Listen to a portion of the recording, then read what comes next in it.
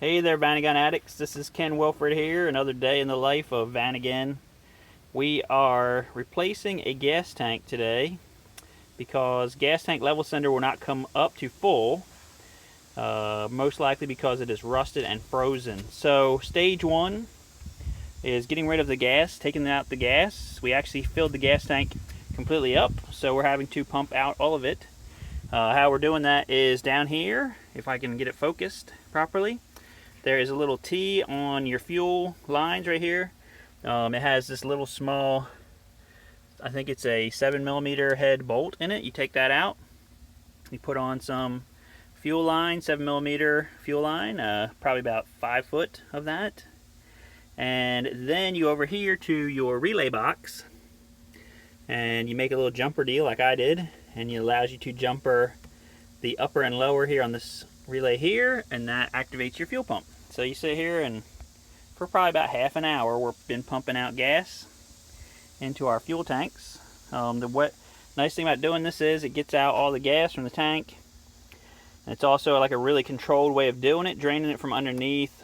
It takes like forever, and also you wind up like walking away, going to do something else, and coming back, and gas is all over your floor. That's only happened to me like 10 times. So it's just a big fat pain in the butt. Doing it this way, it's more controlled. So that is the very first step of doing it.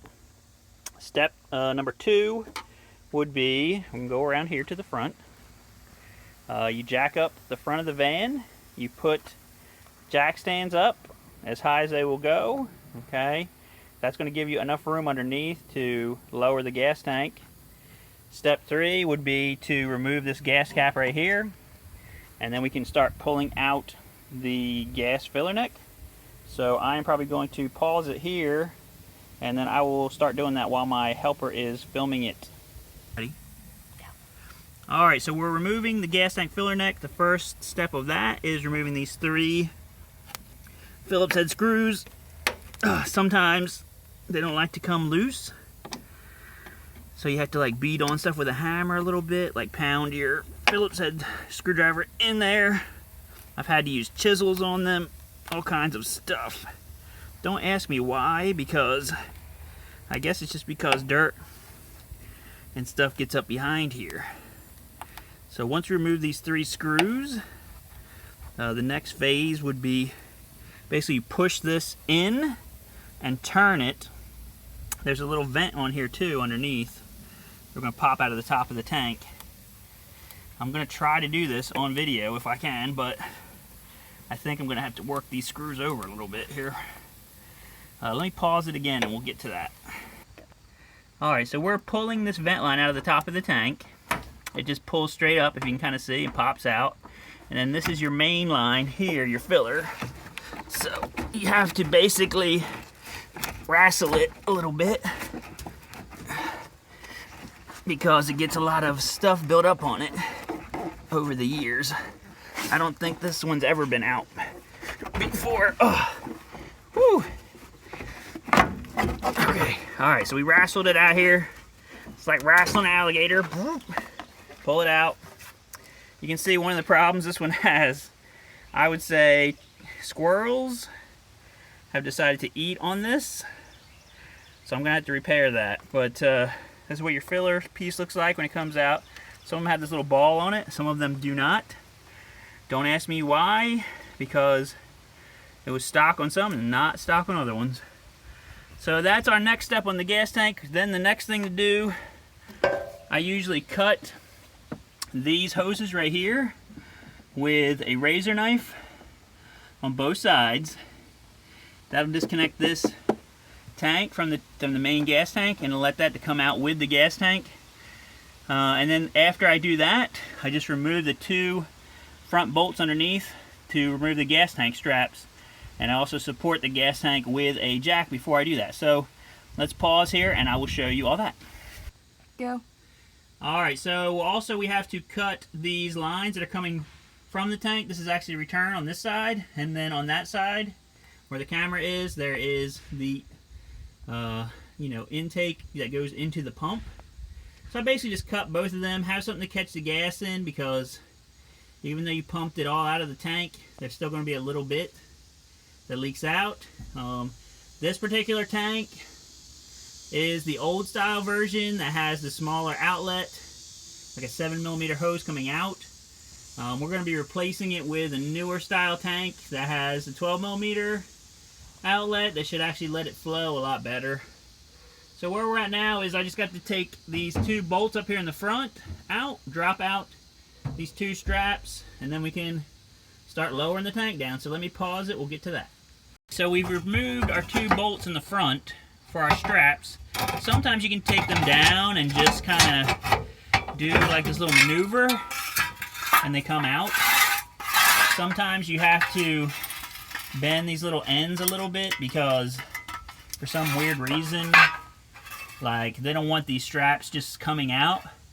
I don't really understand why, because if they somehow came loose in the front while you're driving down the road, the whole thing would still kind of jam in place and not be able to drop out. The other thing we can't really show is I actually had 2 more vent lines on the top of the tank that you have to reach into the wheel well. Just like I popped that vent line that goes to the gas tank filler neck, there's 2 more. There's one on each side that's this crossover pipe that you have to pop that loose. You have to reach in, you'll feel it right there. Just pull up on it and wrestle it out of there. Pop that loose. So once we take these 2 straps out, then we have the thing supported here with the jack, okay? And we can just gently lower it. As we're lowering it, the only last thing to worry about is on the very top of the tank. On the driver's side, there's going to be the sending unit plug, and we're going to have to unplug that when it's not fully lowered. And once we lower this sucker, we're probably going to see the entire mouse village up there that's been dancing on top of there for like 20 years. Okay, so let's do that and we'll come back. Alright, so we're fixing to lower the gas tank down. Like I said, you just want to go slow with it, and it's going to tip down in the back because the front edge is captured up there.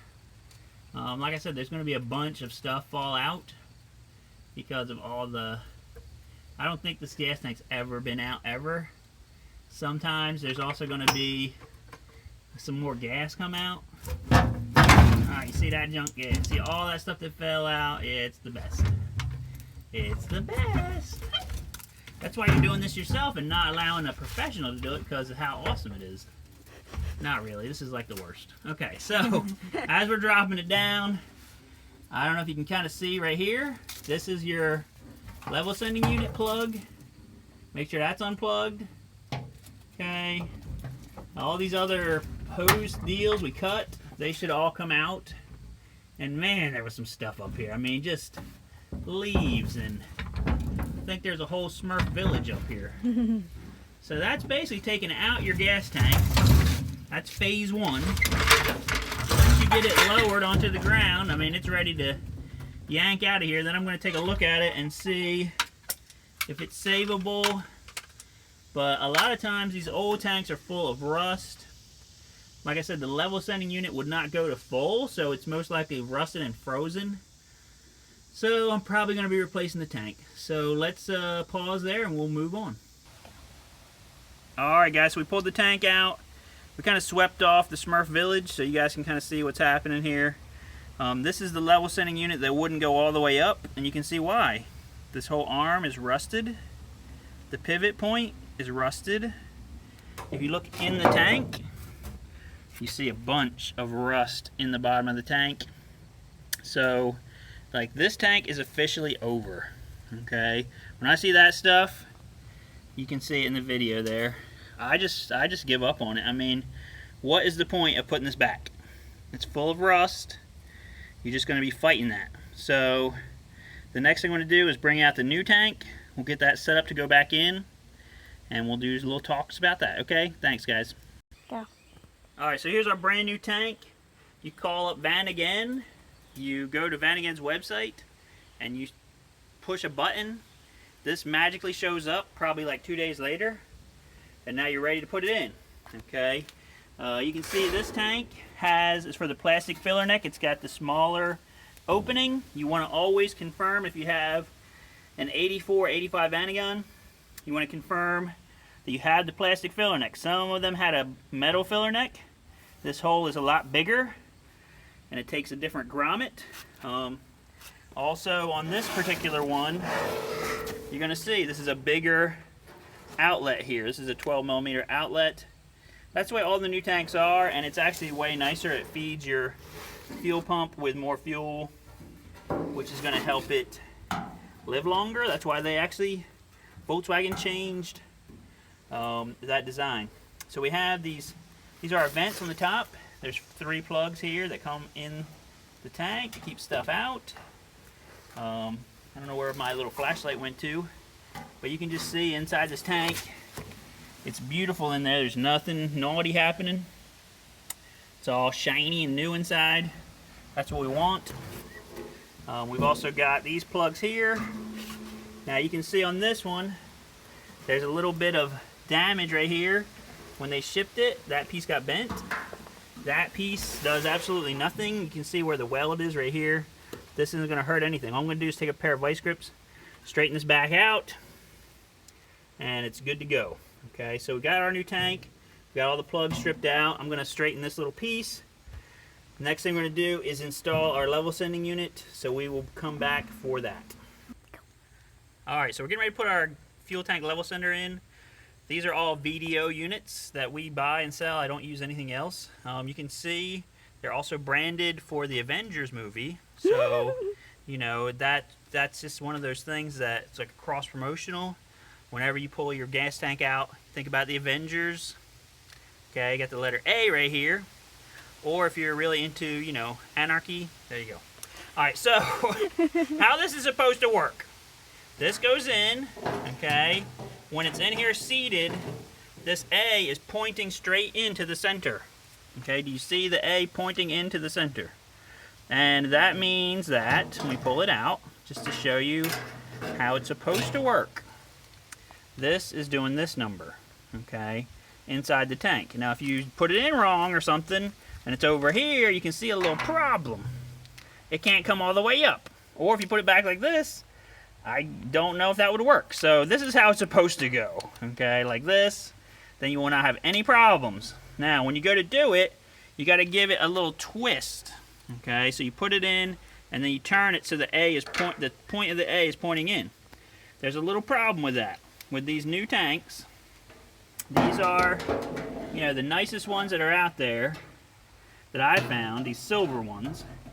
But the problem comes when you go to twist lock this bad boy in here, okay, the edges of these cutouts sometimes have some sharp metal on them, and they're actually pressed in a little bit because they use a press to push this in and cut this hole. So what I like to do is go around this hole, and the side that's towards where the sensor is going to screw in, I kind of do this. I pry it up a little bit, not a lot, but just so it's not indented down, which you can easily see that it is indented down right now.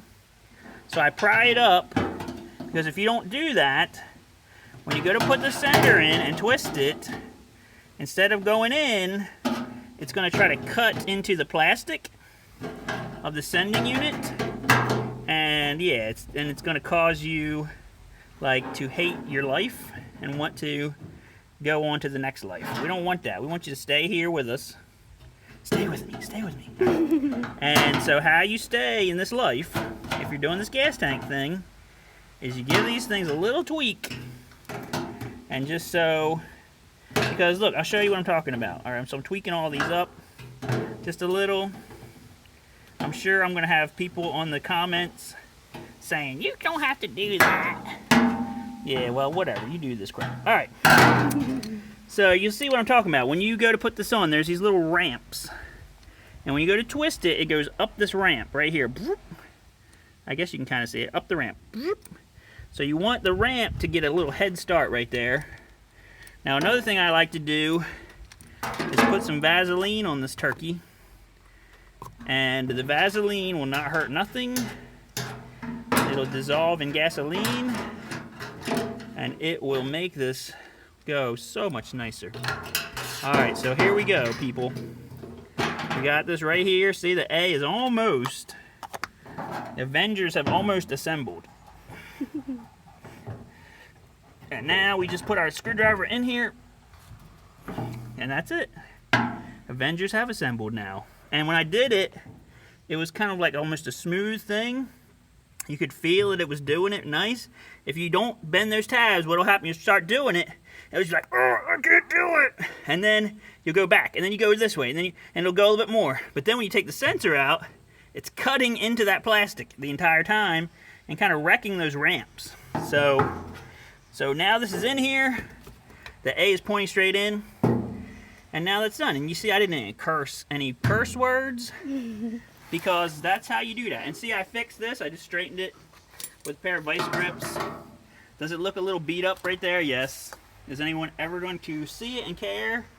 You are, but who are you? You aren't anybody. All right, so let's pause and we'll go on to putting our vent system on. I got the little brown. All right, we're back, guys. I hope you can see this. I'm trying to do it in a way that's not like upside down world here. There is this crossover piece here. It goes side to side. Under here you can kind of see it has a clip that holds it right up here-ish area.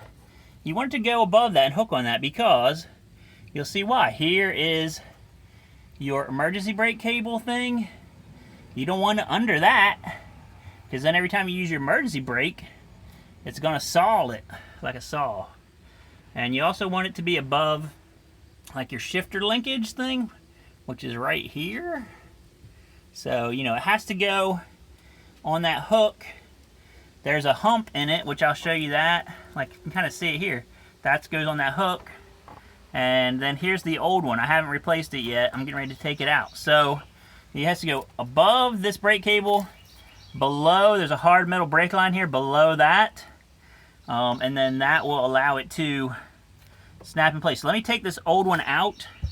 We're going to set up the new one. Basically what I do is just take the old one out, measure all these hoses to the same length, and install new hoses on the new crossover piece. And then once you do that, you're ready to put it back up in here just like this one's sitting in here now. So let me go ahead and do that and we'll be back. Yeah. Alright, so we went ahead and got our new hose all put together. We had to reuse these plastic lines here on either side. So you basically just, you know, like I said, measure the old hose, cut it. Our kits come with worm drive clamps. I had these ones that I bought a while back. I'm trying to use them up, so just ignore the clamp part of it. You would have a worm drive clamp in the kit. And of course these hoses that we include are actually what we call multi-fuel hose. They're made by a company called Flenner in Germany. And they are good for the ethanol gas, so they will not rot like the old hoses. So here's our new hose. It's all set up. You can see our old crossover piece. I would never reuse this under any circumstances. This is what the old hose was like when it came off. Basically like a disgusting twig that died 1,000 years ago and then was mummified. So that's going on there. On the gas tank itself, we've got our two vent pieces here. I'm going to be putting in the 3 grommets on the top, and we got had our plastic lines we're reusing, and then I'm going to be shoving these plastic lines down into these holes on the top of the tank. That keeps them out of your way. So when you go to put the tank up, if you left them hang like this, it would be pinching it between the frame. If you push them in the middle, you can put the tank up, and then once you get it up there, you reach in and pull these out of these holes like this, boop, and you can fish them to where they need to go. So we're going to take a break because it's super hot outside. We had this all set up to do it this morning, and then a person just showed up out of the blue and ruined our schedule completely. So when you are coming here, always call or text me ahead of time if that is possible. Now if you don't have a phone, you're living, you know, in a tent or something with no access to any internet or any cell phone use, then you have an excuse to not touch base with me. That, I don't know where that exists in the United States, but whatever. Otherwise, let me know you're coming so I can plan, okay?